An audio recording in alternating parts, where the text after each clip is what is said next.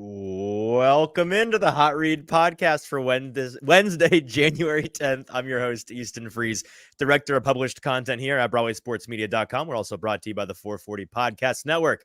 You can follow me on social media at Easton Freeze. I am joined on this very innocuous and normal Tuesday by producer JT, who you can follow us on social media at JT_Ruhnke.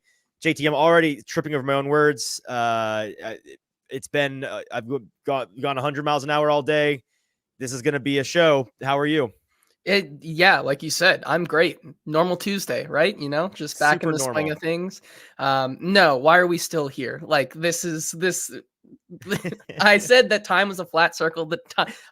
Was totally wrong Didn't because we that say the show circle. would be at 4 today? Why is it Yeah, 7:30 Central I don't Standard know. Time? I don't know. Well, either way, maybe something happened, but I think you and I both agreed that this show, as I put the title, is going to be descending into madness, and I think that's Right. exactly what we're about to talk to and about for the I've next opened the show hour, with a hour and a half. smile on my face on purpose because I know, like you said, this show is going to hopefully be a slow descent into madness. Might be a rapid descent into madness. We will see. We're talking all things Mike Vrabel and Adams Strunk and Ran Carthon and frankly, the shit show that went on today. Usually we're a very friendly, family-friendly show, but I don't know how else to refer to what happened today. Wyatt already in the chat asking, where were you when Vrabel was killed? I was at the gym. The last two major things the Titans have done, trading Kevin Byard and firing Mike Vrabel. I was at the gym for both, which is a real buzzkill when you're in the middle of trying to get a pump in and suddenly I have to do my job. But that's what happened. And since just before 12 noon Central Time today, that's what we've been doing. Had a press conference with Ran Carthon. I've heard a lot of things reported both locally and nationally. And it has been a full-blown circus for the Titans today. We're going to dive into all of it real quick. A couple of things. First of all, if you're with us live, and a ton of you are, super appreciative of you guys being here and being active in the comments. We would love if you're watching on Twitter or on Facebook, go over to Broadway Sports Media's YouTube page. That's Broadway Sports Media on YouTube. Find this live stream, and that is where you can be a part of the conversation by leaving your comments, questions, queries, thoughts in the comment section of that live stream video and join the countless commenters already here with us who we appreciate being here. We are brought to you today, as we always are, by Boombas Craft Pizza and Tap House, a wonderful pizza establishment and sports bar that I'm going to tell you about a little bit later in today's episode because I don't want to keep you waiting at all. We have so much ground to cover today, and I have so many facts to lay out for you, things that we heard that I want to share with you, and thoughts that I have that I want to lay out for us on today's program. One quick thing before we do dive into, and we're going to do this kind of out of order. I want to start with, we're going to lay basic groundwork for those of you that have been living under a rock for the last 6 hours, or you're getting off of work and this is the first you've really had a chance to dive into somebody explaining what happened. I'm going to very quickly explain the groundwork of what happened today. Then we're going to go a little time jump to the Ran Carthon press conference. Going to dive into all of that because that's what I primarily want to talk about tonight. Many of you, I think, have already heard various radio shows and podcasts in town already covering the basic groundwork of the decision to fire Mike Vrabel and what that means. We're going to get to that after we cover Ran Carthon. So we're going to start on the basics of Vrabel's firing, the Ran Carthon press conference, and what Adams Strunk set him up to have to do this evening, which I think is pretty crappy. And then we're going to get back to what I think about the basics of choosing to fire Mike Vrabel and what that means for this team, and look at very briefly what that might mean for them going forward.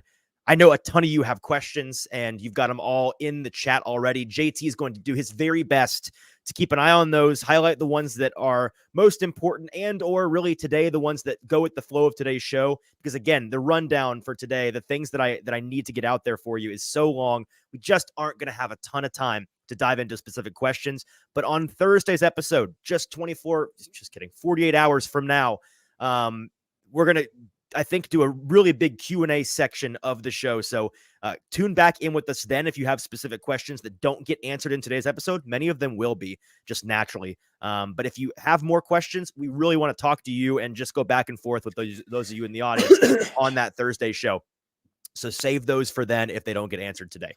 Okay, a very basic groundwork, JT, and I'm just going to fly through this of what happened today with the Titans, Amy Adams Strunk, and Mike Vrabel.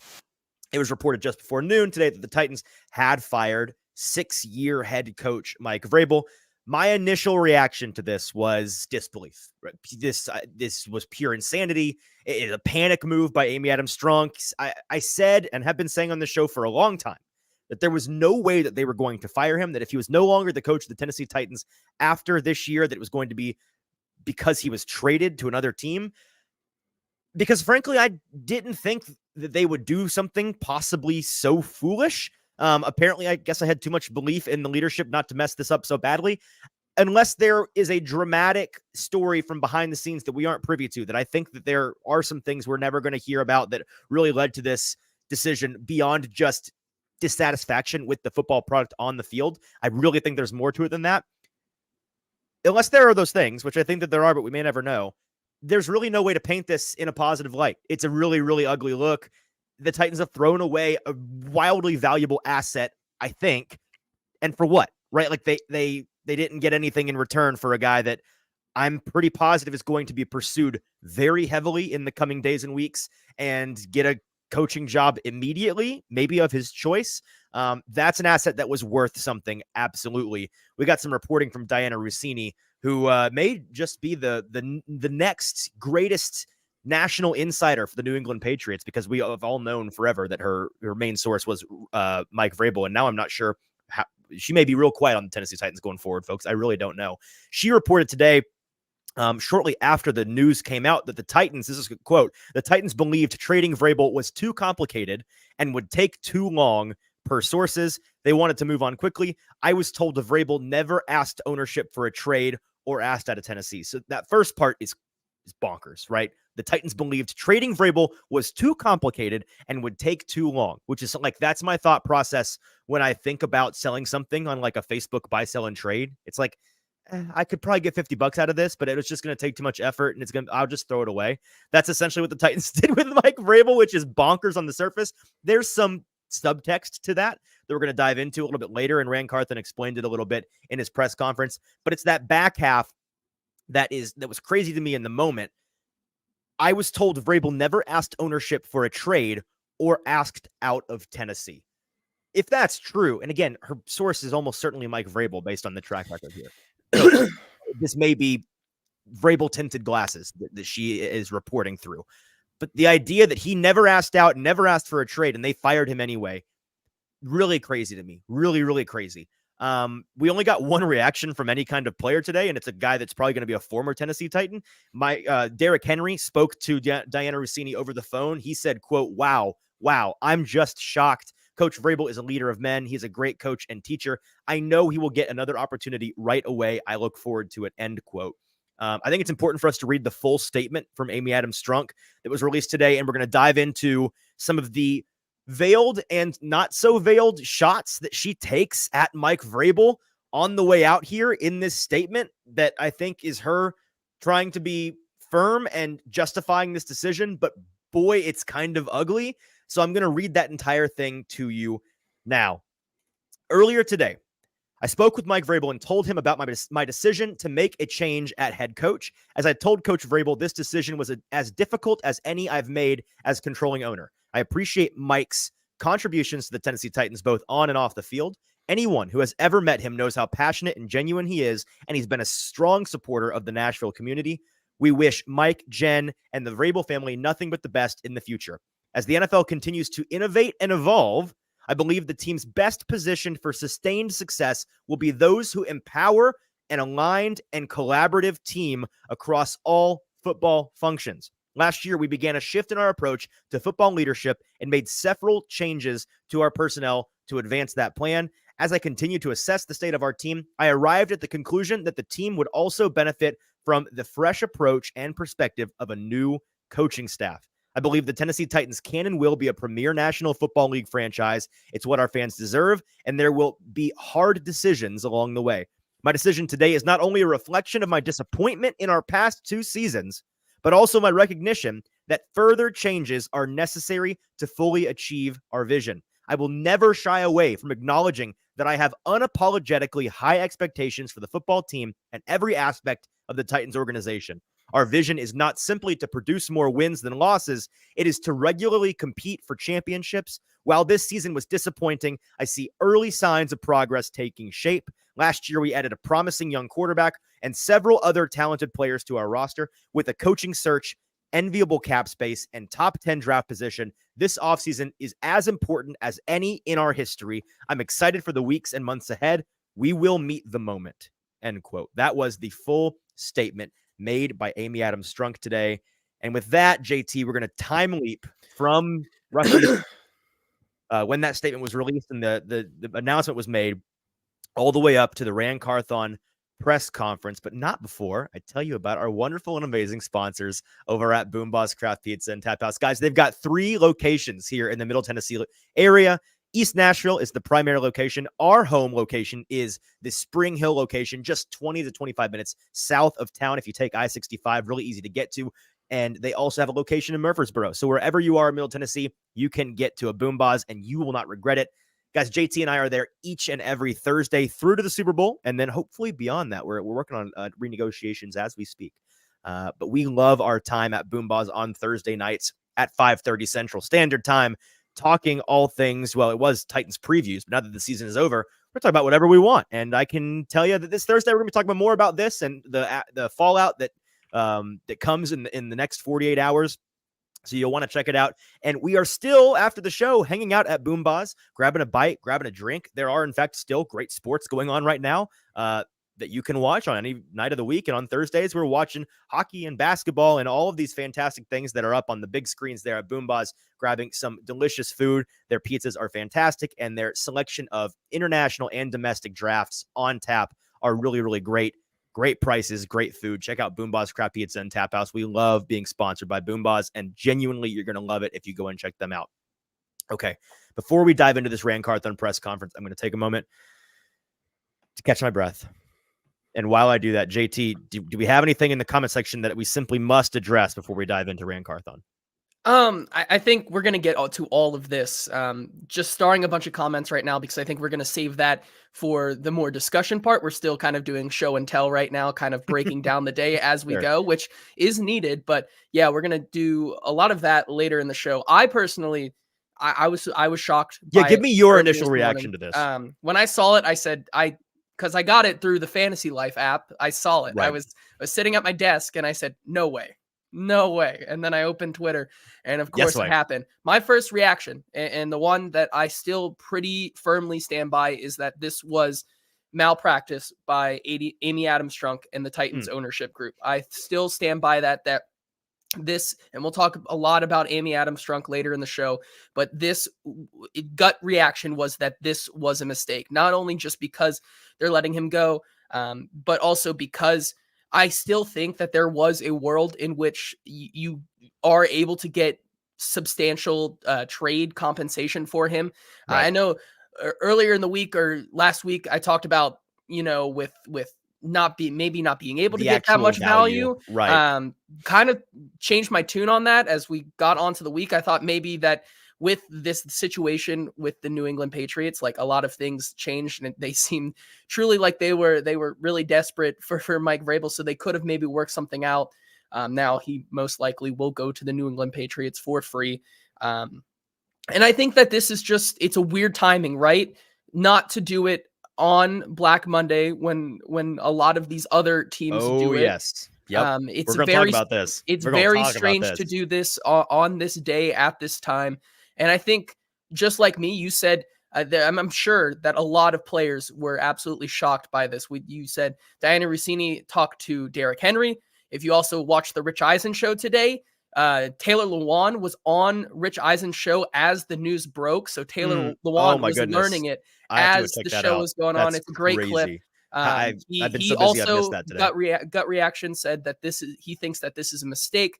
And I still think that this, for everything, we'll talk about Mike Vrabel and the record of this team the past 2 years. He's still, like Adam Schefter today put it, he goes right into that tier 1 list of head coaching candidates because he is still a damn good coach. And I think Tennessee is going to be missing out, and it might come to bite them in the butt in the next couple of years. So let's talk about what the general manager of the Tennessee Titans said to us in his press conference that I was in attendance for at 4 p.m. today at the Titans headquarters at St. Thomas Ascension Sports Park. It's not even Ascension. I made that part up. St. Thomas Sports Park. There was a lot that was said, and we're going to dive into all of it. We've got a number of clips that I want to highlight and discuss, break down for us. If you're listening with us live, do us a favor, hit like, hit retweet, send the link to a buddy who you think might find this interesting. And if you're watching on YouTube, which we hope that you are, hit subscribe. It's free to you, and it's very helpful to us. We're trying to get those numbers up as much as possible. So thank you to subscribing over at Broadway Sports Media's YouTube page. It's Broadway Sports Media on YouTube.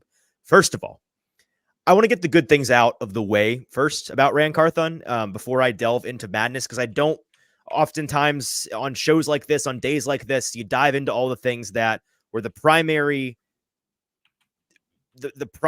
mood of the day, and today's mood was very bad and dysfunctional. I don't want some of the good things that I think and some of the good things that Ran Carthon said in this press conference to fall on deaf ears, and it sound like I'm nothing but critical of him today. A couple of just offhand things he mentioned in the press conference that I think are good.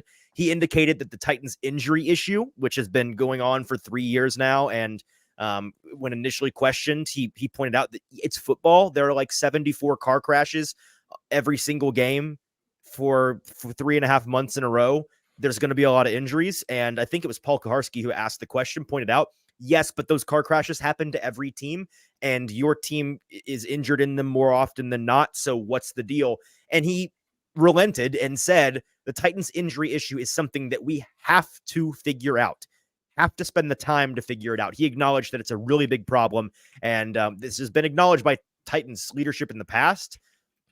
That's not to say that them acknowledging it is going to fix it, but the fact that they're recognizing it with such strong language is, I think, encouraging to fans. Another thing that he mentioned, this was a funny and random thing, it felt like in the midst of all that was going on in the big picture here. He was asked about Peter Skoronski and not playing at left tackle this year. He said that they discussed as a team, as a front office, as a coaching staff this year, potentially moving Skoronski to left tackle, but they ultimately felt that it would be too detrimental to his development, and they were willing to consider that idea in the future. He said they're going to think about it again, which if you know me at all, you know I'm like, I like the idea of, but at this point, are you in too deep? I don't know. It's kind of weird. But the fact that this is it was really the strongest that anybody, Ran Carthon, Mike Vrabel, position coaches, anybody had ever been about the situation with Skoronski and whether they considered it or not, and just the basics of why they didn't. They didn't want him moving around position to position. He was already having to learn a new position at the guard spot. They didn't want to bump him back out, even though he played left tackle in college. It's a whole thing, but they acknowledged it, so that's good. A couple of general things about Carthon that I think he's a legit great talent evaluator, and I'm excited to see what he's going to do. Like, I really am excited to see what he's going to do with more say in the direction of this team going forward. I am Team Ran just in general. I think he's really qualified. I like what he's had to say, and I think his talent evaluation so far very minimal with the Titans, and we haven't seen a lot of that talent fully fleshed out over years of playing, but so far I've been encouraged by it. So that's a good thing. I think he's a really good guy too, who's got a human element, a human side to him in these press conferences that some diehard reporters, I think, kind of find a little bit off-putting, or like, oh, give me a break with the sob stories or the personal story. I don't know. I think the human element in pressers is really real and relatable, and it's respectable to me, right? The way that he talks about how today he mentioned how he's got to go home and he's got to answer some tough questions to his family, to his kids who were friends with Vrabel's kids, and they liked Coach Vrabel, and he had some really, really tough conversations with each different department in the team today who was under Mike Vrabel, and folks that may very well not have a job pretty soon. How he's got to explain to them that they're not going to have food on their table. It's always important to have that human element reminder of what this sport is and what this industry is. And I think he leans into that a lot. And I really do respect the heck out of that. The last thing is, I think he was put in an impossible, unenviable situation today by his owner. I think that this was really unfair, and she's done this twice now. And I don't think it's cool. I think it's really lame. I think it's really weak. He was forced to go out there. I'm not upset at all with the way that he handled himself in this press conference. Really, I'm not.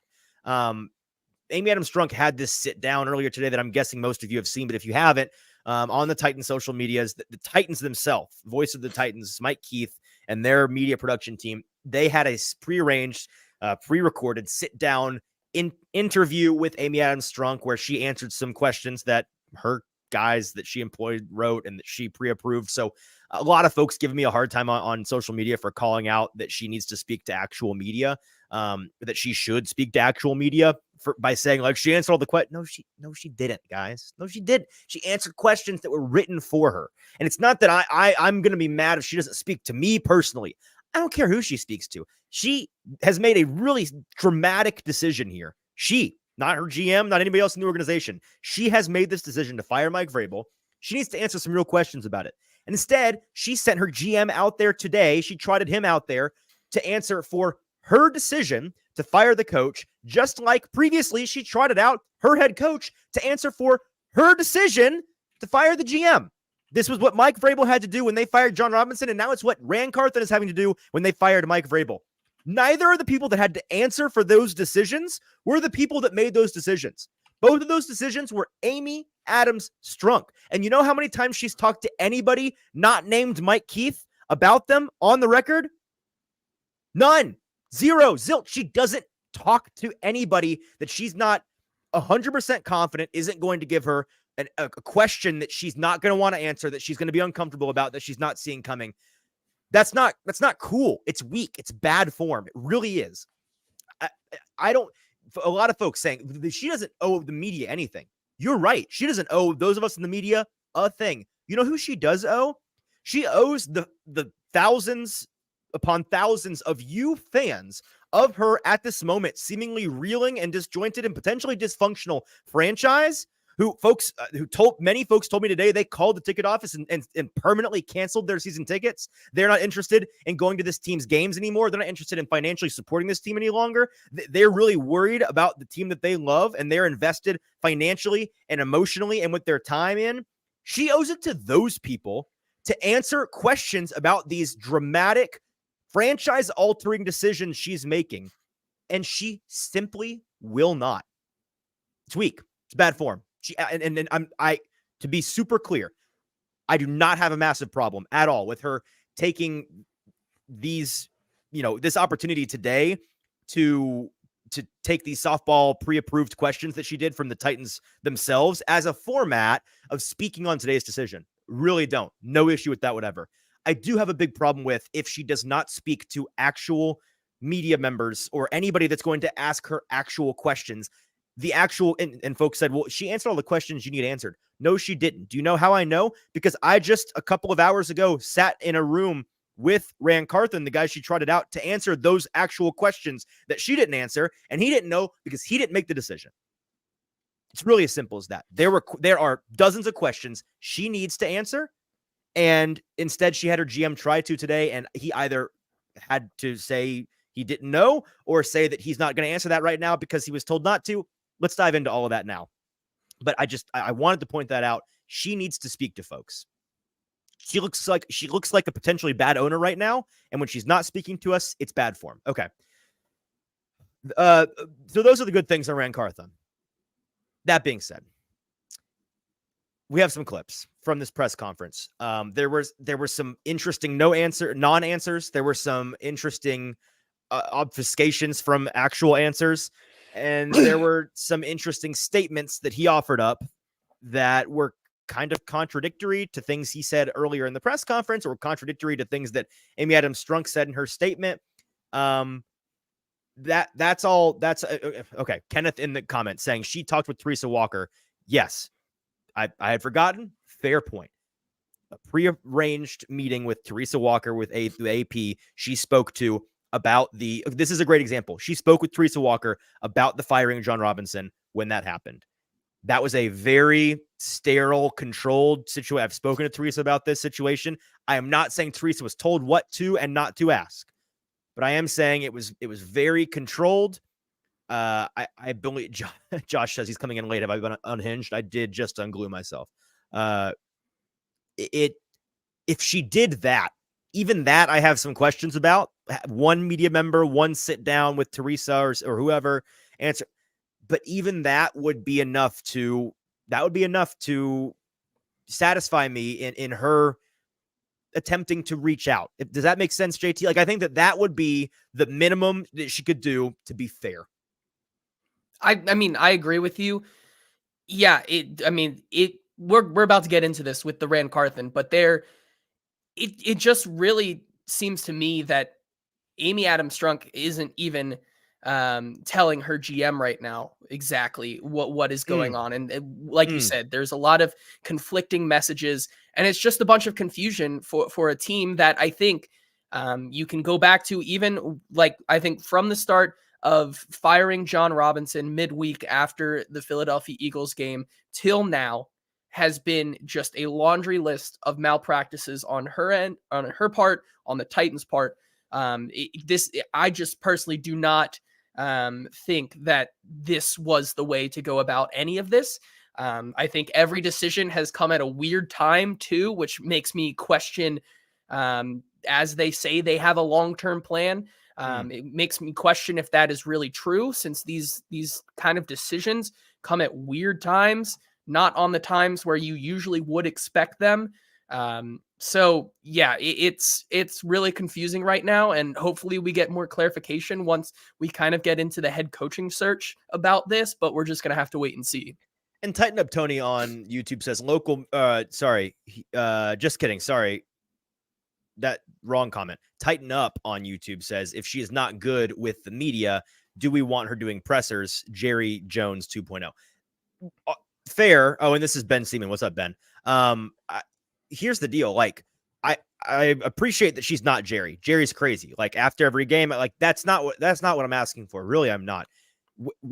First of all, as the owner, like, you could let we're going to talk about this in a bit. You could let your GM do the hiring and firing of coaches, which is a thing that happens often, but we'll discuss that.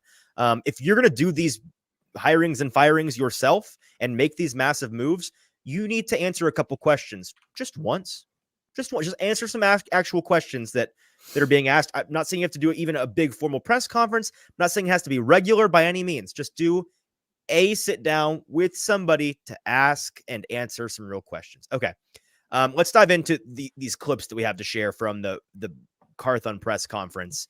Let's start with the idea of trading Vrabel, because we've been talking for a long time on this show about if they trade him, what compensation could they get? They should trade him. They shouldn't fire him. They fired him. What does this all mean? We're going to discuss the details of it in a minute, but first let's let Rand Carthon explain their thought process as to what exactly went into deciding to fire Vrabel instead of exploring a trade. I don't know the nature of his conversations with Miss Amy about him being traded.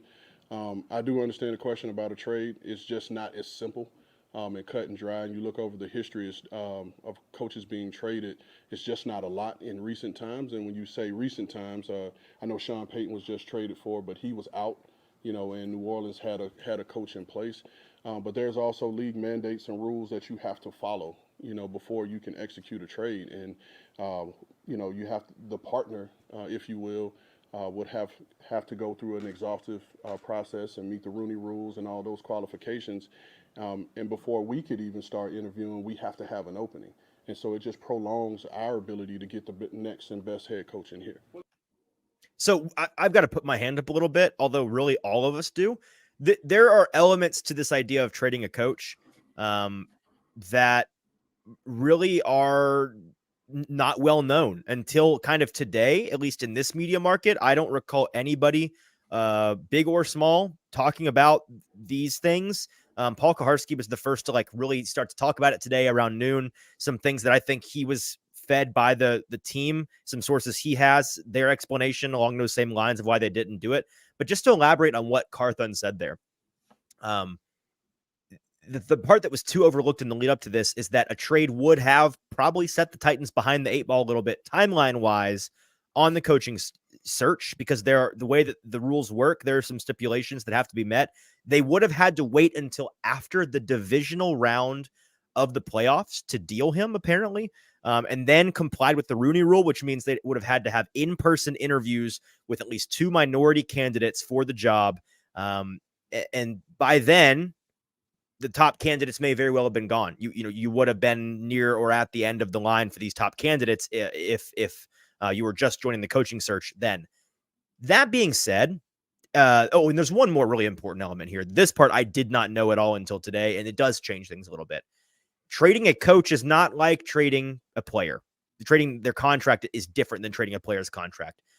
Apparently, the coach has to be in agreement. You can't, against a coach's will, trade them to another team. They have to. I don't know why exactly. Maybe we'll learn more about this. And maybe I'm dumb and I'm just missing it. But there are things about. Okay, and apparently Stillman was talking about trade complexities last week. Okay, well, I don't frequent Stillman's radio program, if you can't tell. I have thoughts on all of that. Here's the basic thought on that. If we're gonna bring up Stillman, he's victory lapping today. He was right. Good for him.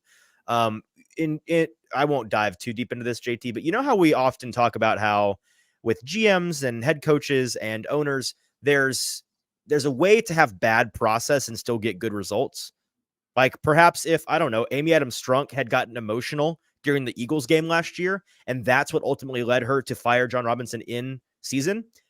I think we've argued on the show before that is bad process. That is being reactionary and firing somebody off of a stupid reason.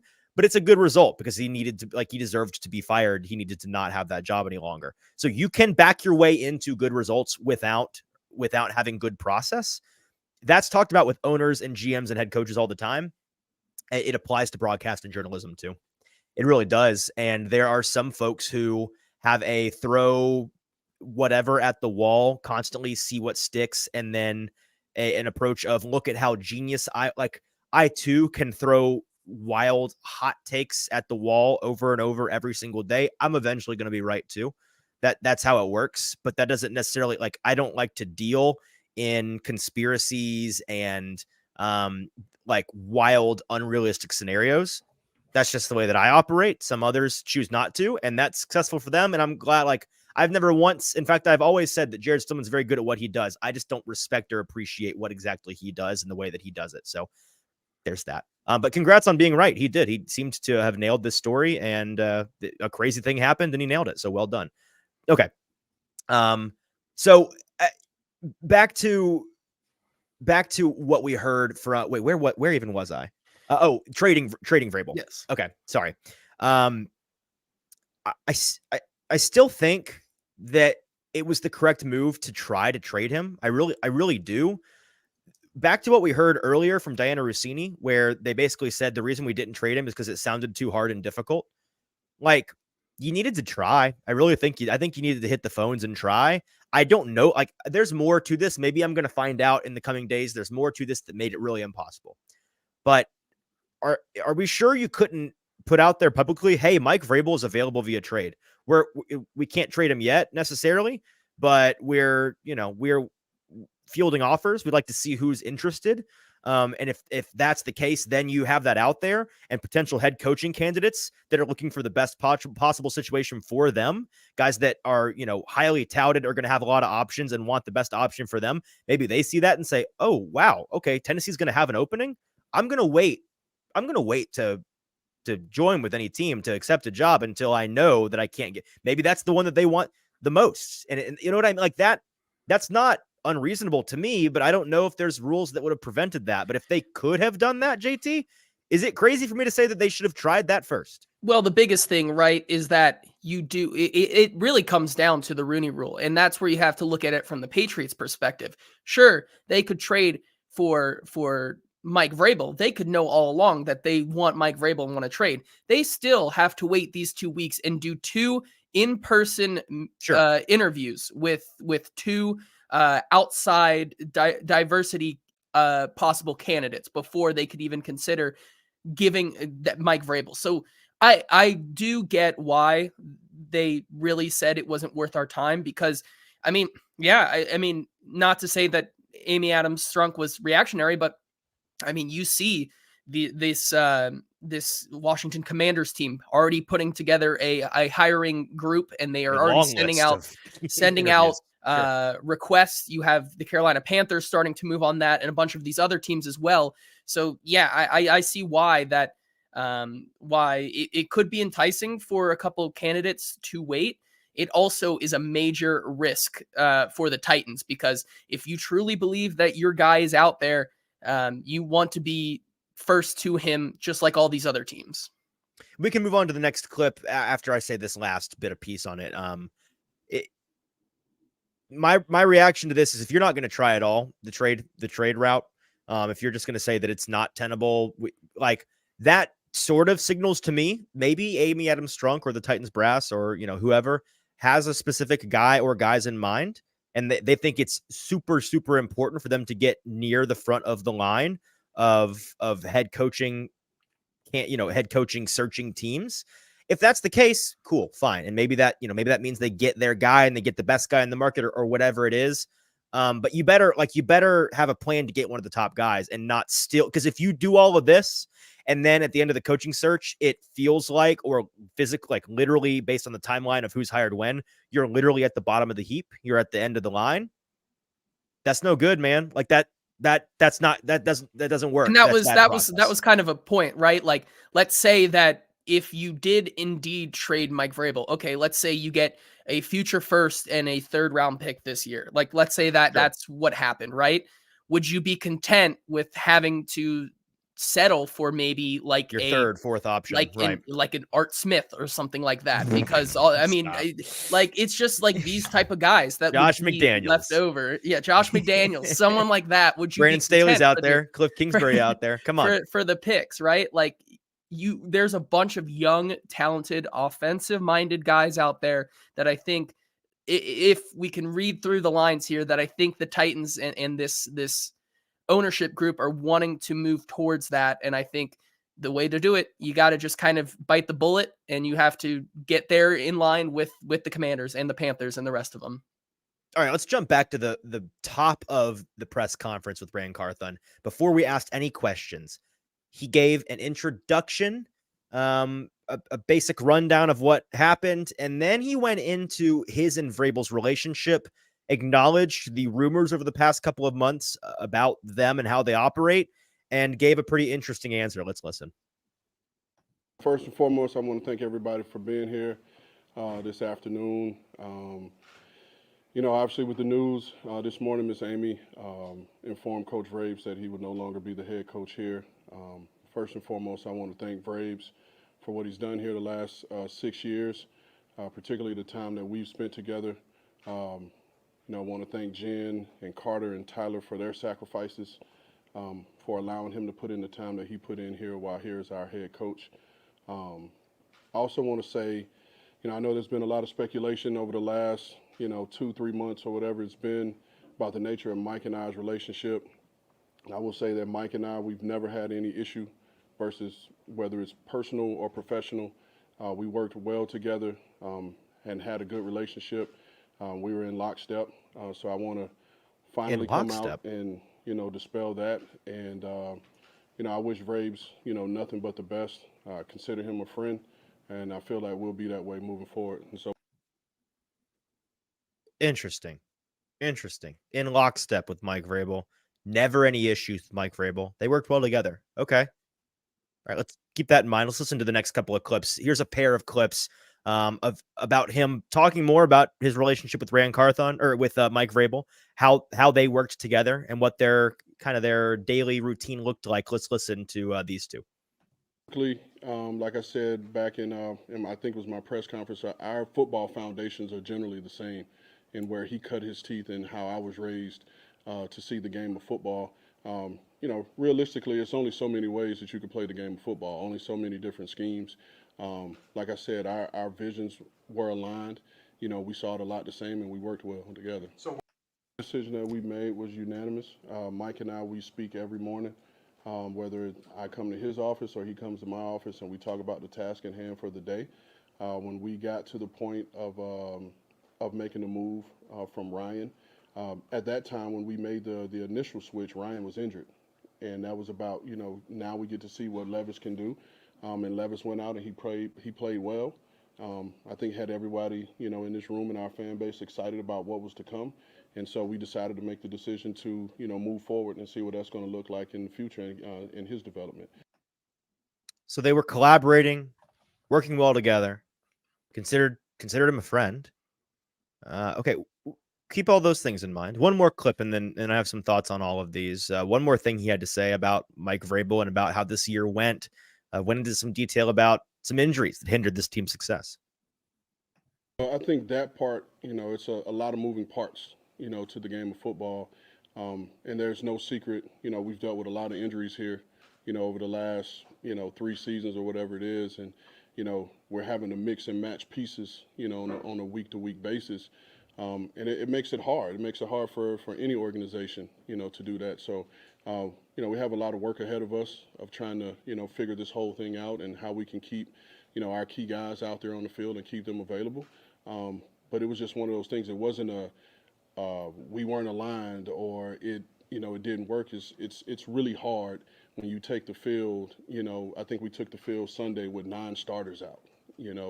And we were able to come away with a victory. But if you look over the last couple of weeks, look how many starters that we've had out due to injuries, and it's just hard. It's hard to win football games in the National Football League as is with a healthy roster. It's just it becomes even harder, when you don't have all your key guys.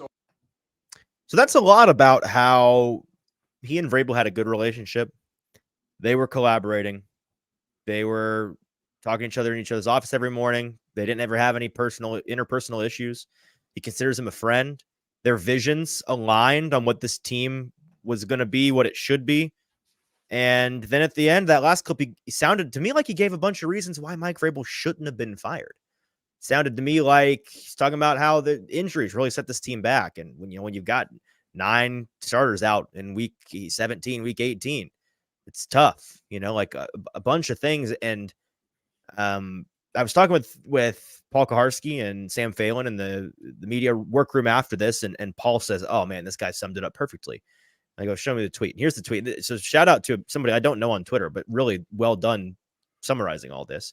At James R. Brown said, and I couldn't say it better myself, "So there were no issues with collaboration or executing a shared vision. Player development was encouraging, and it would have been difficult for any coach to win given all the injuries."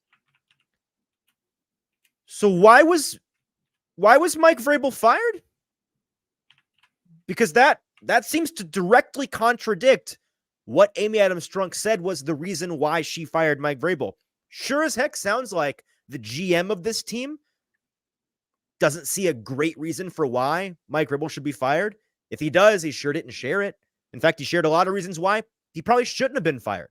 Our buddy Mike Herndon on Twitter talking about how Rand Carthon was saying that he and Vrabel were in lockstep, while Amy Adams Strunk's very first line of her statement said, quote, "I believe the team's best position for sustained success will be those who empower an aligned and collaborative team across all football functions," end quote. Listing that as a reason why they were firing their head coach. Saying that a team empowering aligned and collaborative team efforts are best for sustaining success in the NFL, implying Mike Vrabel was a roadblock to that. He was a hindrance to that. He was a problem for them trying to reach that shared goal.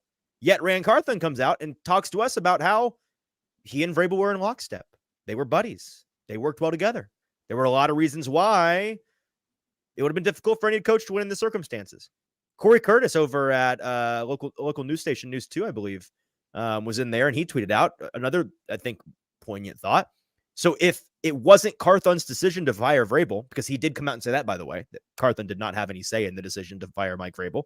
He was not in the room when Amy Adams Strunk told him that or talked to Mike Vrabel. He was just told by Amy the decision. It was not on his accord. It was not with his input. If it wasn't his decision to fire Vrabel, they got along great. The season wasn't a failure, and you can't say what they're looking for in a new head coach. Why exactly was he the one out here? Again, why was Rand Carthon the one who had to come out here and be the person to field the questions that Amy Adams Strunk begged? She begged all these questions. She's the one that did these things, potentially franchise-altering moves. She's not speaking out. I mean, again, I'm not saying she won't. Maybe she will, and I will praise her when and if she does it. I'll be happy when and if she does it, and I hope whoever gets to ask her questions asks some of the same questions we had to ask of Rand Carthon tonight, because they weren't fair of us to ask him, because they were questions that should have been asked to the person that made the decision, and Rand was not that person. The person was Amy. Okay, next clip. I asked Rand Carthon, this was one of my questions, because earlier in the press conference, it caught my ear, an answer to somebody else's question, asking about why they fired Mike Vrabel.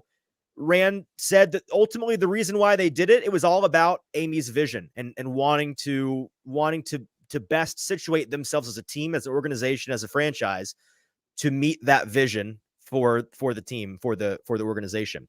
So I asked him, what was it about Mike Vrabel that wasn't compatible with Amy's vision, with y'all's vision? What about Mike wasn't going to work for that to happen? And he didn't give much of an answer. We can play the clip, but here's what he had to say. Organization, not the team, the vision for her organization and how she wants things structured for that. Like I said, Miss Amy's, she's made her statement and she's clarified her reasons, and we're here to support her. And again, I'm not mad at, he gave the answer he had to give, which was not an answer, which was, I'm not answering this question, right? He said what he had to say by choosing to say, well, it's not about the team's vision, it's about the organization's vision. Okay, Rand, okay, fine. The question still stands. What was it about the organization's vision that Amy has in mind that Mike Vrabel was a hindrance to? Why was he not compatible with the organization or the team's vision? Didn't want to answer that question, naturally. Okay, let's listen to the next clip. This next one. Talking about the shared long-term vision, and my buddy Sam Thalen over at A to Z asked this question, trying to essentially get down to the bottom of, okay, before this past season, were Mike Vrabel and Rand Carthon on the same page about what this team needs to be going forward? Was there a debate between Rand Carthon wanting to kind of tear down fully, get it down to this, like, let's ship off some aging pieces that are worth something, get some draft picks, Ryan Tannehill, trade him, Derrick Henry, trade him, Kevin Byard, trade him, Danico Autry, go ahead and trade him. Let's get some draft capital and some young guys up in here, and let's do a full rebuild.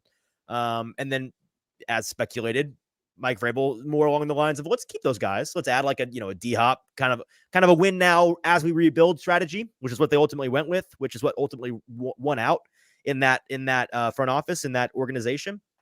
And so trying to answer that question, and I found it funny how Rand's answer was, yeah, we were on the same page about the vision for this roster, vision for this team. Me and Mike Vrabel were.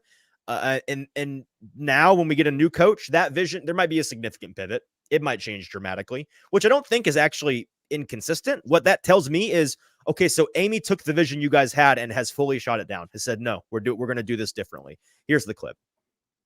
You always, when you're acquiring specifically younger guys, draft guys and some young free agents, it's a long-term vision. We talk a lot about it in the draft room of, hey, this guy may not be ready year one, so that's a part of it.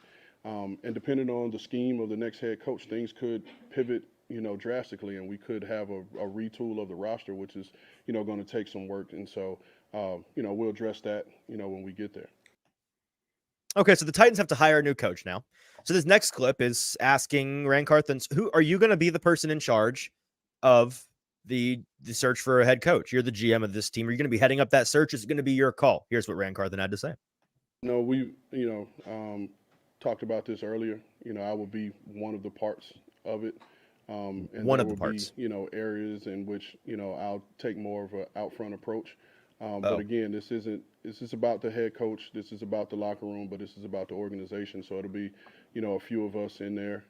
I know there are a couple candidates that, I have, out there that'll be available. I have relationships with, and I want to be able to run an unbiased, Bobby Sloy, process. And so that's going to require more people to be, in the room and a part of the process. Okay. A couple more clips here before we dive into, I'm just trying to get these out of the way, set a framework for what we're talking about here and what I came away from this press conference thinking with a couple more clips. The other question that I got in, because it was a very busy press room, a lot of questions. I'm surprised I got two words in edgewise, it was a jungle out there. Everybody it sure was. Everybody was fighting for it. Well, about 10 seconds in, the president of media relations, Robbie Boren, was having to tell people, like, guys, we got time. We've got plenty of time. Everybody's gonna get their question in. We don't need to fight over, and certain members are better about this than others. Okay, but I did get two questions in, and my second one was, he was at, and this is another clarification question. Actually, both of these questions I came up with on the fly because I was wanting to hear him clarify on some previous answers he gave. He essentially said, and I'm paraphrasing here, but in a previous answer, he said that we're gonna, he was being pressed on what's the actual vision, like define the vision, and he said we're gonna define that vision once we get a head coach, which struck me as you're gonna define the vision. So I said, Mr. Carthon, I said Ran. Just want to clarify: is the vision going to be set before you do your coaching search, and so allowing it to inform who you hire, which I think is good process, or is this going to be something where you guys search for a coach, get that coach, and then you set the vision, which I think is backwards and bad process? And he answered and essentially said that the vision is already, like he clarified, the vision's already set. We're doing that. So that's good. Good process, right? Vision's already set. We're going to have that and let that inform who we hire at coach. But bad news, we can't tell you the vision because you decide. Here's the clip. Vision defined. We have it defined, and we've had, I've been on the phone ever since, the decision was made, and it's obviously been a lot going on and it's been hectic, but the vision is defined. It's just, it'll be a time for us to roll that out. And then a follow-up question. Why exactly can you not tell us the vision now? What's the reason? Here's that clip. It's not the time. It's not the time to share that vision today. Because I think as we go through this process, we need to make sure that we have the right person aligned with that, and why we hired that person will fit that vision. Okay. That was the weirdest part of the whole press conference to me. So here's my general takeaway, and we are now done with clips. We're gonna dive into some thoughts on what the takeaways here are and what happened. The general vibe of the press conference to me, and I think you probably got a good feel for it based on those clips, was nothing to see here. Pay no attention to the man behind the curtain. Everything's under control. Don't worry about it, right?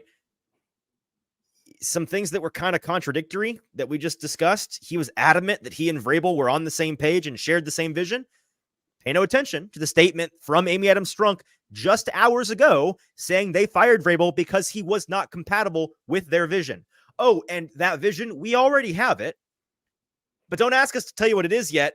Now's not the time because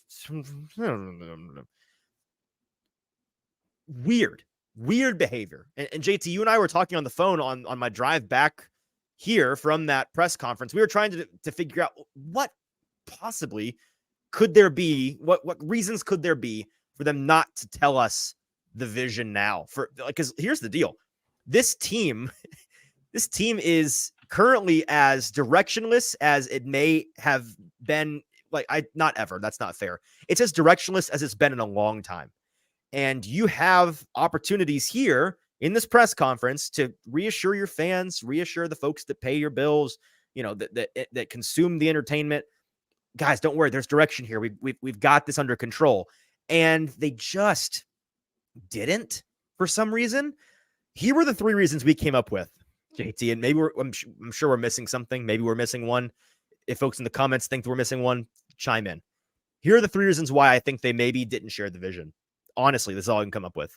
Number one, Rand doesn't know actually what the vision is. I don't think this one's true, but it's possible, right? Rand doesn't know, or maybe more possible, he and Amy are on the same page. Like he knows what Amy knows, and they both just they don't know yet. They aren't sure.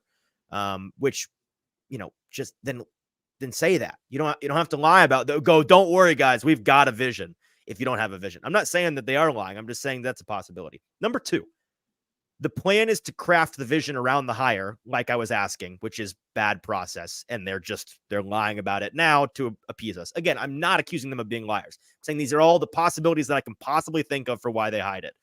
The third is, I just came up with the fourth that I'm going to add on the fly here. The third is to avoid the criticism of the coaching hire, right? This is a team that has a test, and they have a big question on the test right now of who's the new hire.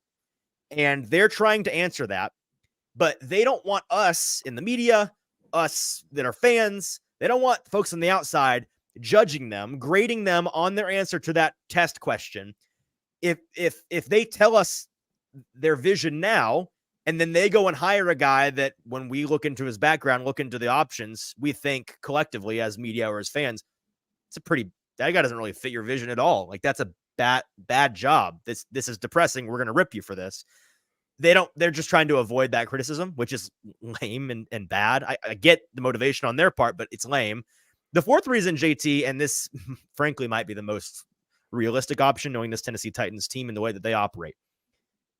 They see it as some twisted competitive advantage, right? Competitive advantage to keep the kind of team, and by proxy, maybe they think the kind of coach that they want, more of a secret, so that the potential hirees don't have leverage in asking for a bigger contract, so that other teams can't poach their favorite guy. Like, it's not logical, but that is the fourth reason why that I think. So the four reasons that I've come up with, they think it's a competitive advantage, which I think is objectively dumb. They want to avoid the criticism of the coaching hire, just in case it's clear that their coaching hire doesn't actually align super well with their vision. Their plan is actually to craft the vision for this team around their coaching hire, which is bad process. Or four, Rand or Amy don't actually know what it is yet, and they're just lying about having their vision figured out. They're still working on it. What do we think? What do we think is most likely out of these things? Or are we missing something? For me, I think it is avoid the comments criticism. think it's competitive advantage, by the way. The moment I said that, it was competitive advantage down the board. I think Alex here says, I think you're a little too hung up on the vision. Had he answered, it would have just been coach speaks. The vision is to bring a Super Bowl to Tennessee, blah, blah. Okay, but that's what I'm saying. Say that. Weird. That's fine. Like, and our buddy Nick Suss said that to me on the way out of the room. We were talking about the vision. It's weird that it is weird that they didn't give an answer. I'm not saying the answer had to be in depth. Nick literally said, and whoever in the comments, just Alex said, all you have to say is our vision is we want to bring a Super Bowl. That's our goal. Our plan is to bring a Super Bowl. We want to win games. That's the vision. Win football games, whatever that means. Say that. It's super easy. Again, the Titans created issues for themselves today that didn't have to exist. It may not actually exist, but they made them because they were acting weird about this. This is objectively weird the way that he handled it. Yeah, I mean, it's just like I think it would have made the press conference feel just a little better than it did. Like, give your fans some hope. They're really upset right now, or some of them aren't upset. Some want a Vrabel gone, but they're well, yeah. Half the chat is super happy that I know. Vrabel is gone. So. There's a lot of upset fans, and then the fans that aren't upset are they want some little morsel of insight into what the future for this team might hold. Give them something that is cheap and easy and free and does not hurt you. Like, we want to win games. Our vision is to win a Super Bowl. Our vision is to hire the best coach on the market. Say that. Say it. It's not hard. Yeah, I would totally agree with that. And on that, I just have a couple points where I want to talk about what Rand kind of said. And the main one that I've kind of been just marinating on today is that it truly feels like this from Amy Adams Strunk is a total scorched earth kind of thing within the organization.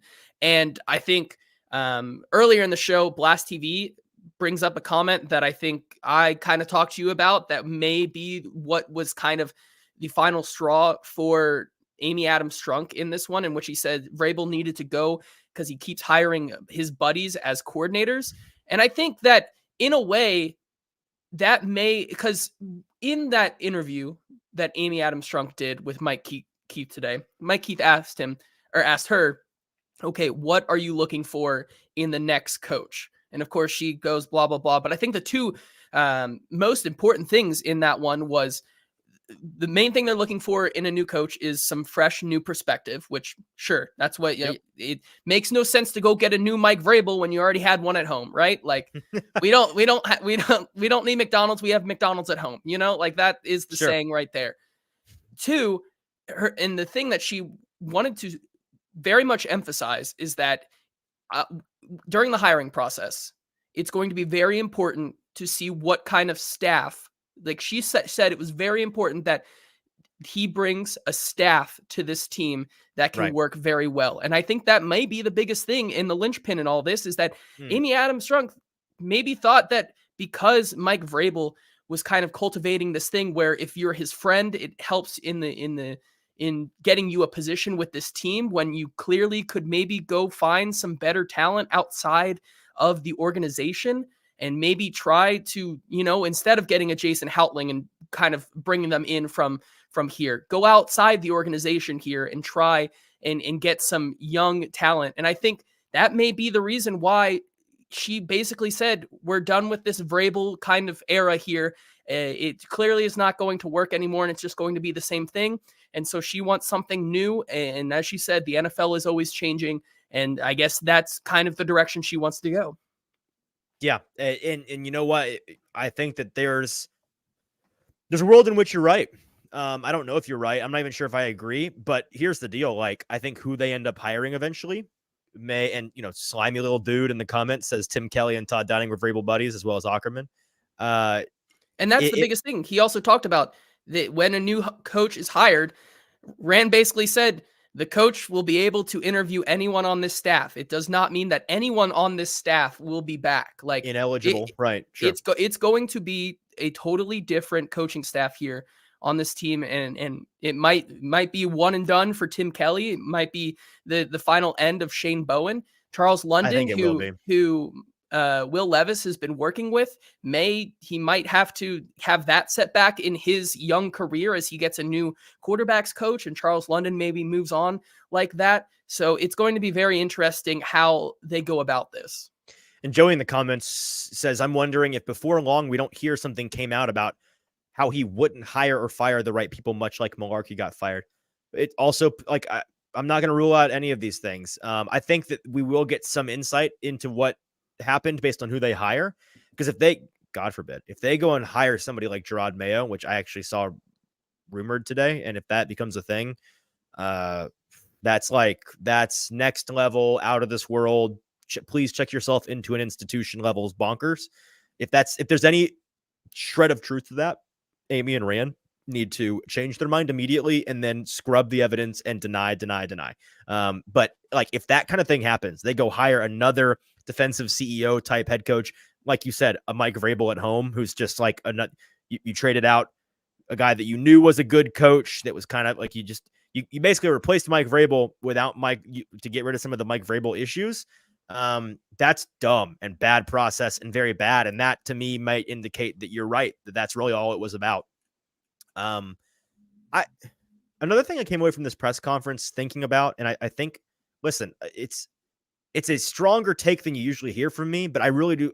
I feel passionately about this. I think it would be wise for the Titans to hire a GM. My personal recommendation would be the guy who currently has the title of GM, but apparently he doesn't have all the power of the GM because it's becoming increasingly unavoidably obvious that Rand Carthon doesn't really have the powers of a lot of normal GMs, of your typical general manager. I think that's a real problem. Like, let's go through some of the things. A lot of GMs at least play some part in firing the coaches. Rand says he didn't. A lot of regular GMs lead the search for a new coach. Rand wouldn't commit to being that guy who's going to do that. Very dancing around, like very weird language there. A lot of GMs have final say over their roster. Like, they put together the team. He won't commit to having that power next year. He addressed that in today's press conference. A lot of GMs know why a coach is fired. Maybe Rand does, but he acted today like he didn't. Like, he didn't really. In fact, he listed a lot of reasons why maybe he shouldn't have been.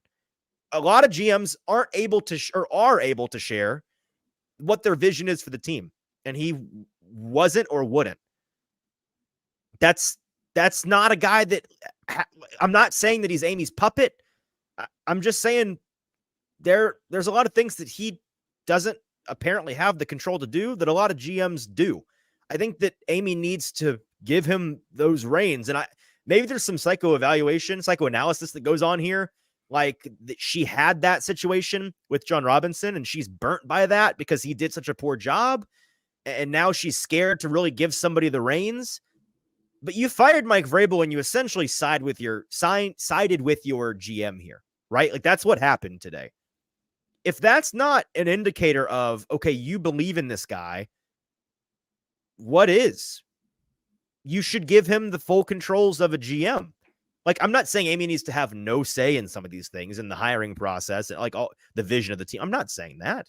I'm just saying that it should be pretty clear who has the final say on a lot of these things. It should be the guy you pay very handsomely to be the general manager. Is that too much to ask?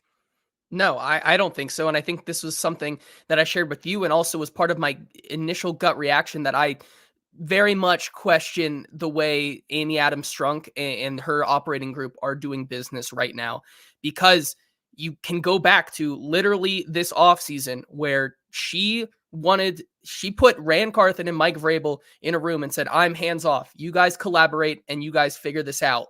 And then all of a sudden, now she is the one that will be making the head coaching decisions, seemingly, because Rand does not want or will not say that he has the power over that. It seems like a lot of these decisions will come from Amy Adams Strunk. It is a wild, just like 180 on where kind of Amy Adams Strunk stands with this team and how she wants to operate. And so it's fine if you change your mind. Like that is totally fine to do. But you have to stand on your ground at some point. You cannot continue to flip-flop back and forth with these types of things when the future of your own team is really in the balance, in the hands of this next decision you make. And that's a perfect transition to, we're going to jump back in time again to our reaction to the Mike Vrabel firing. A couple of comments that I want to address here. Slimy Little Dude says Rand earned that job. What are y'all capping about? I don't think we said anything about here. We've repeatedly said he's the guy for the job. I just said I recommend them hiring him for the GM. Like, I'm joking saying that he doesn't really have the full GM powers. I think that he should. I think that he should have more power. Tighten Up Tony saying Amy ain't making the head coaching decision. Y'all chill out. Are you sure about that? She had a primary hand. Some would argue the NFL pushed her to hire Rand Carthon. She was a big part of, if not, I mean, listen, Mike Vrabel was not involved in the hiring of Rand Carthon until the final round of interviews. She made the final decision on the GM because she hires the GM. Why do you think that's not going to be the case with the coach? When we asked the GM today, okay, you're going to be the guy making the decision, right? And he said, I'm going to be one of them, danced around that, and then repeatedly said, it's all about the vision that Amy has for this team. Which to me, I don't know how else to read that besides this coaching hire is going to be made primarily based on the vision that Amy has for this team. That's not to say that she's going to have the final say, but it might. Like, she's going to have a lot of power. That's all. Okay, Slimy Little Dude saying it's folks in the comments. Okay, fair enough. But yeah, I think that is fair. So let's dive into the Vrabel reaction and talk a little bit about the mechanics here, and then a little bit about what's next, and then we'll get out of here today. A couple questions. Why wait? That was interesting to me, and you mentioned it earlier. I said we'd get to it. If there was nothing, and I talked with some folks in the media workroom, this may be the take on here that I ultimately, I decide, actually, I was reaching here. So maybe this is a reach, but I did think it today, and I still think there's some validity to it. If there was nothing more to this firing than Amy Adams Strunk being displeased with the football product and the coaching performance, I feel like Vrabel would have been fired yesterday morning with all the other coaches that got fired on the Black Monday of the NFL season. I feel like she waited 36 hours for a reason, that there's more to this story. Maybe it's as simple as she wanted to sleep on it, but here's the deal. I don't think this was a rash decision. I don't think it was a reactive decision. I don't think she made this decision in the past 36 hours. I think she's known for a little bit. Surely, right? I'm not going to assign this idea that she just decided on a whim to fire him. So if she came into Sunday having already made up her mind, or generally made up her mind about this, why did it take 36 hours to make the call? And if she didn't, does that imply that Sunday had some impact on her decision? And if so, why? Because that was a great Mike Vrabel rah rally spot. They won the game. There was nothing about that, Sunday's on-field football product action that would lead anybody to think, oh, this guy needs to go. It's quite the opposite. So the timing is weird to me, JT. Yeah, I mean, I'm right there with you. It really just it caught everyone in both the Nashville media pool and nationally. It was a big surprise because usually on the day that it happens every single year, right? If you know, you know. There has to be something that really gave Amy Adams Strunk some pause, but in the end, she still goes with the decision that she herself said that this had been in the works, at least in her mind, for a while. So I'm with you that for Amy Adams Strunk, it wasn't a reactionary thing, but there seems to be something that truly changed in her mind.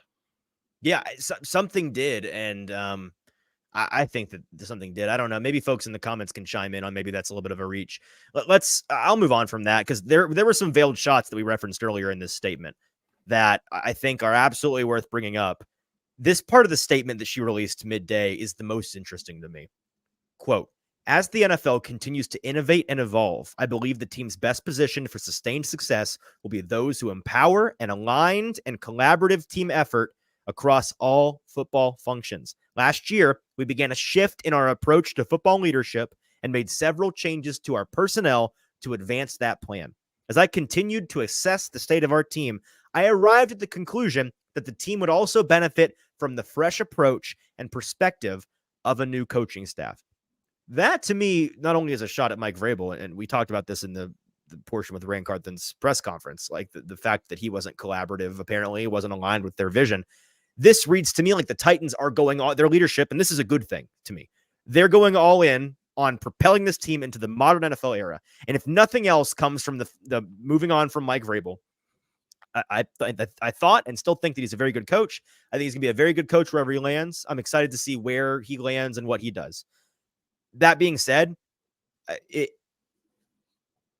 he was kind of stuck in the past on some things. Wasn't perfect. There were some elements to him that you were constantly wishing, even when you were a fan of his like I was, you were wishing he'd do differently, would lean into more. I'm hoping that changes, right? I think this is a good thing. Go full cutting edge. Analytics department to the nines. Young, innovative coaching staff. Renovated offensive approach. Do all of it, right? Like if you're going to do it, do it. And it sounds like that's what they want. I think that has to be a big part of their vision that they lay out for us whenever they decide is the time. But I think that's a good development in all of this. Yeah, I'm with you. And we're going to talk about potential coaching hires. It has to, even though in the interview, Amy Adams Strunk with Mike Keith, she kind of shot down the narrative that it's only going to be offensive minded. And that's what they're looking for. She said they're going to cast a wide net, which she does. But if you're going to make this Mike Vrabel firing, you have to go offensive. And there are plenty of young, talented guys in the NFL who will be looking for head coaching jobs that I think the Titans should really give a shot, because if you want to bring in a defensive-minded guy to be your football coach, well, you've already had one. So it has to be a full 180 and go offense. I agree. Sorry, this is so funny. Albert Breer tweeted something that we've been talking. I mean, we've got a lot of flack today for saying that it was weak of Amy Adams Strunk to handle this the way that she did.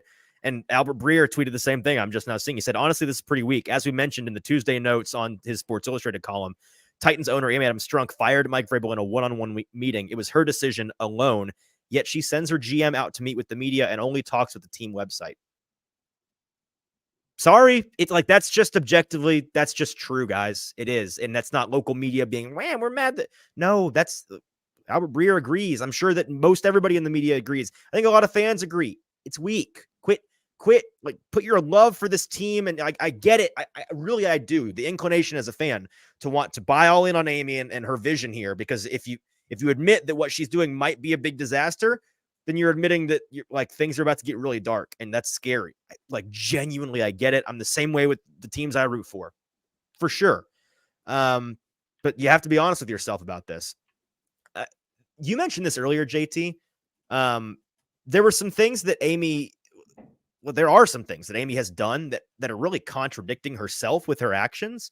When Strunk fired Robinson last year, that was a clear indication that she thought it was a roster problem. We've talked about that for a year now, and not a coaching problem, obviously. Roster over coaching. What changed, right? You alluded to it just a moment ago. The roster has mostly gotten worse since then. Was it a personality thing? Was there interpersonal thing? Like, because you fired J-Rob mid-season, that clearly telegraphed the personal situation was poor. She believed in the coaching situation. Now you fire Vrabel and presumably give full GM control to your GM for the first time, which I said that earlier. I wrote that earlier. I'm not sure I agree with that anymore. But that clearly telegraphs that she believes the coaching situation was poor. Those two ideas don't really coexist. Yeah, I mean, and it's okay, right, to change your mind. That is something that you can do, but that has to be the narrative going forward. I think it cannot go and flip flop back and forth. Like, this is where she needs to stand on it now. That this is the direction she wants to take, and you only get one shot at your next head coach in this coaching cycle, so it better be a good one, and you better make the right choice. I think, like, you have to be absolutely sure in your coaching hire, otherwise you're going to start to see this thing over and over again. And that's where you kind of get into that circle where it's hard to get out of. Okay. I think we can leave it on that, honestly. You want to talk a little bit about what the future for this team might hold? And it's just a teaser because we're going to dive into this for who knows how long, the next month or so. Let's talk a little bit about just general thoughts on what could be next. So not to move on too quickly, but I think Amy Adams Strunk and Rand Carthon, they need to bring in an innovative, forward-thinking coach to guide this team. Generally speaking, I think an offensive coach would be ideal in general. There are a few young and exciting defensive candidates this cycle, like Mike McDonald out of Baltimore, for example, that I'm intrigued by.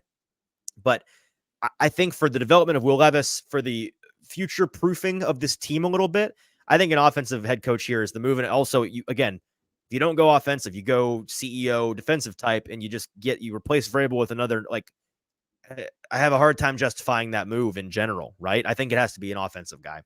Yeah, I think so. Personally, it's kind of what I said earlier on Twitter. I said, currently for me, and this is obviously going to change, but it's Bobby Slowick for me. It's maybe Ben Johnson or bust. Like, I think those are the two guys with this young Will Levis team, with Tyjae Spear, with some really key young guys who we've seen when put in the right scheme, they really can succeed. Like a guy like Bobby Slowick, I think, is a home run for me. And that's currently the guy that I think would be the best candidate for this team. But we'll have to see. Just sending off a real quick text that's very important. Sorry. No, you're good. I would say, like you said, Mike McDonald, he also is a very intriguing candidate. Todd Monken also is an intriguing candidate as well. But yeah, I mean, they have to take a guy who is going to think outside the box and not fall into this defensive side kind of leader of men type that Mike Vrabel was. Like, it has to be an entire shift. Okay. Thank you for buying me some time there. Yes, it has to be an entire shift. And when you look at the 6 current NFL head coaching openings, I think this is good news for the Titans. Really, I do. Here are the teams that currently need a coach, assuming interim coaches don't get picked up: Panthers, Raiders, Chargers, Falcons, Commanders, Titans. On paper, I think objectively Tennessee is immediately near the top of that list in terms of attractive landing spots. I really do, because and Amy Adams Strunk laid out the gist of this in her statement. High draft picks, ton of money to spend, a new forward-thinking GM who you're going to be aligned with, young, talented quarterback, some talented pieces from last year's draft. A lot of these teams have issues, but I think that the Titans are near the top of the teams that come to mind immediately for me. The Panthers are a mess. No way the Panthers is a better spot. You want to work for that owner? Really? Dave Tepper? The Raiders, also kind of like, who's their quarterback? I do think Antonio Pierce should get that job. I agree. I think that he's the best option for them. The Chargers, a lot of Jim Harbaugh interest. So that, or John Harbaugh interest. Wait, no, Jim. No, Jim. It is Jim. Jim, dadgummit. I was thinking guess myself. Jim Harbaugh interest. The Chargers are a fair one because the intrigue as a coach of coaching Justin Herbert, that clears for sure. 100%. I think a lot of non-Chargers fans maybe don't realize this. Look into their financials. Yeah, Tighten Up Tony says they have no cap. They have less than no cap. It's sneaky a disaster, their financial situation. Their immediate fixes to fix their cap situation, of which they're many, many millions of dollars over the cap projected right now. they're going to have to there's some contracts for very old aging players that you could extend that they're not going to want to do. They've got a couple of guys that are about to need money. It's kind of a mess. So from a future asset situation, kind of a gross spot, but that's up there with the Titans. Falcons, man, I think I think that's the sneaky most attractive one. If you think of a way of getting a quarterback in there, yep, I'm with you. I think it's up there. Commanders is definitely up there because you've got some real talent on that offense. Defense needs some help, but you've got a really high draft pick. Number 2, right? New ownership. Yep. New ownership, big market, chance to go get Drake May or Caleb Williams and get your quarterback like that. I would say Commanders clears all. I think Commanders is the best landing spot for me right now, if I had to guess. But I think the top tier is Commanders. I think third tier, depending on who you are and what you want, it's Titans, Falcons, Chargers, all kind of right there. And you can make arguments for any of those 3 being the number 2 best spot. That's a good position for the Titans to be in. Really, it is. And we know that Amy Adams Strunk, reportedly, we don't know this, we think this based on reports, she's willing to give out big boy, top of the market NFL contracts. If she's willing to do that again here, that's something that's going to be really attractive to guys. 0 state income tax and all of these things, they apply. And I think that's something that's worth looking into, worth talking about. Yep, I agree. Couple closing thoughts for us here before we're done. I want to wrap all this up with a bow. The hardest hit in all of this, it's easy to neglect, but it's important to remember. It's Titans' young quarterback, Will Levis. He needs continuity bad, and we talked about this a lot coming into this potential decision. It happens, and now there's a chance that some of his coaches stick around, but they're at risk of changing now too, a very high risk. If they go find a great offensive head coach who can put him in positions to succeed, that can change really quickly. But in general, it's a very bad idea to constantly change the people around a young quarterback. And some folks are going to say, oh, he's a rookie. This is his first change. We are now confirming, unless somehow Tim Kelly sticks around and all his coaches stick around and they stick with the same offense, which I don't really, really doubt they're going to do. This is going to be his 4th consecutive year of changing offensive coordinators and changing offenses. That's not a way. It's the way to stunt the growth of a young quarterback. It's really, really bad historically. Now, Levis is a baller. The past 3 times he's overcome it, and he's been fine. But fine is not. Eventually, fine's not any good, and eventually, fine starts to get in your head, and eventually, the expectations rise as you're in the NFL longer, and if you can't develop from a fundamental standpoint, if in the offseason you're so focused on learning new guys and learning how to compete in a new offense and learning terminology, all of these things, and you can't focus on the fundamentals, can't focus on developing from a mechanic standpoint, developing with your teammates and a relationship standpoint, that starts to wear on a quarterback's ability to succeed. It starts to lower their ceiling, and that's really, really bad. So that's a big deal, and I feel for him in this situation. Hopefully he can overcome this. Finding a good head coach is hard, JT. It's really, really hard. And also lost in all of this is the fact that the Titans now have to play the lottery, the coaching lottery. They got to go find a guy that's as good or better than Mike Vrabel for this to be a success, which is a really high bar to clear, in my opinion. In the NFL, I think this is the perfect analogy for it. In the NFL, finding a head coach is fishing in a really small pond. Ton of small fry out there. Guppies, you got to release them by law, got to throw them back. The Titans, they chose to throw away a keeper today. They had a keeper in the boat for the past 6 years. They decided to toss it back. Dangerous move, in my opinion. There are always bigger, better keepers out there amongst countless minnows. So happy fishing is what I have to say to the Titans on that one. And then here's the crazy thing, in talking to you and some of our friends about this move, talking about are the Titans of the poverty of the AFC now? What's going to happen? Are they doomed now? Here's the crazy thing about them in this situation. And if you're looking for a little bit of light at the end of the tunnel here it is. In 6 weeks from now, the Titans could have Ben Johnson or the Shane Steichen of the year, where it's like the offensive wonderkind who comes in and blows everybody's mind, and you can't talk enough good things about the things that they're doing for your young quarterback and for your offense and the innovation and the excitement. That can all happen. And they have that guy in the house, and suddenly they're rocking and rolling with a very modern, very forward-thinking head coach GM tandem. They got a metric ton of money, high draft picks. Everything looks sick and exciting again. It can really change in an instant that quickly. But right now, things feel horrendous because they've handled what could ultimately be a good and necessary change. This can ultimately be a good and necessary change. They've handled it so poorly today.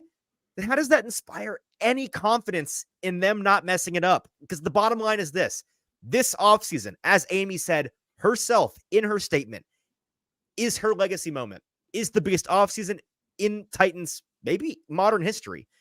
They have to get the coaching search right. They got to get the guy. If they fail, if she fails, the city and the fan base are going to turn on her potentially for good. And so far, after today, I'm pretty concerned. So that's my 2 cents on the situation. We're now officially 90 minutes into this. Finn, any thoughts from you, JT, before we're done?